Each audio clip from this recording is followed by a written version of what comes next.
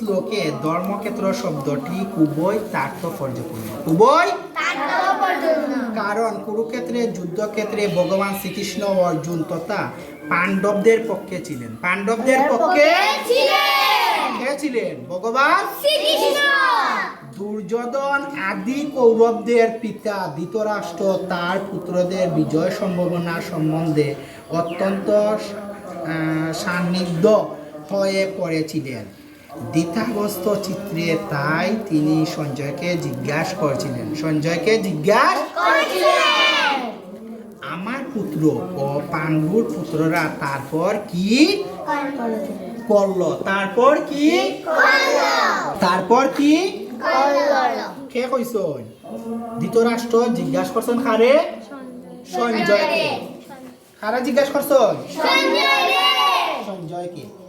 তিনি নিশ্চিত ছিলেন যে তার পুত্র ও পাণ্ডু পুত্ররা কুরুক্ষেত্রের বিস্তীর্ণ ভূমিতে যুদ্ধ করার জন্য সমবেত হয়েছিল।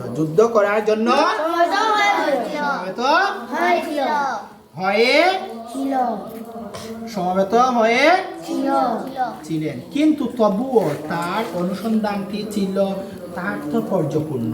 তিনি চাননি যে পাণ্ডব ও কৌরবদের মধ্যে কোনো আপোষ মীমাংসা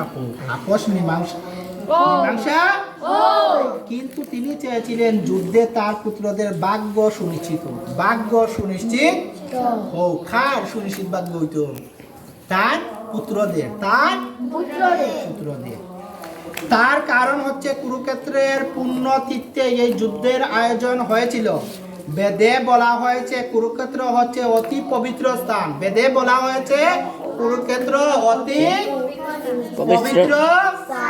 স্থান যা দেবতারাও পূজা করে থাকেন।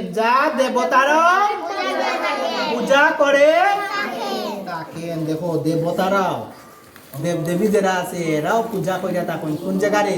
কুরুক্ষেত্র স্থান। ঠিক আছে, এটা হলো গিয়া অতি পবিত্র স্থান। তাই ধৃতরাষ্ট্র এই যুদ্ধের ফলাফলের উপর এই পবিত্র স্থানের প্রভাব সম্বন্ধে শঙ্কাকুল হয়ে পড়েছিলেন। তিনি খুব ভালোভাবে জানতেন যে অর্জুন ও পাণ্ডুর অন্যান্য পুত্রদের উপর এই পবিত্র স্থানের মঙ্গলময় প্রভাব সঞ্চারিত হবে।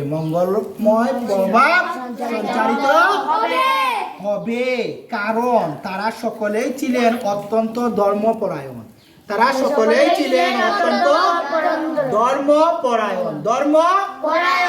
কারা ধর্মপরায়ণ? পঞ্চপাণ্ডব। কারা? পঞ্চপাণ্ডব। অর্জুন, যুধিষ্ঠির তারা হইল গিয়া ধর্মপরায়ণ।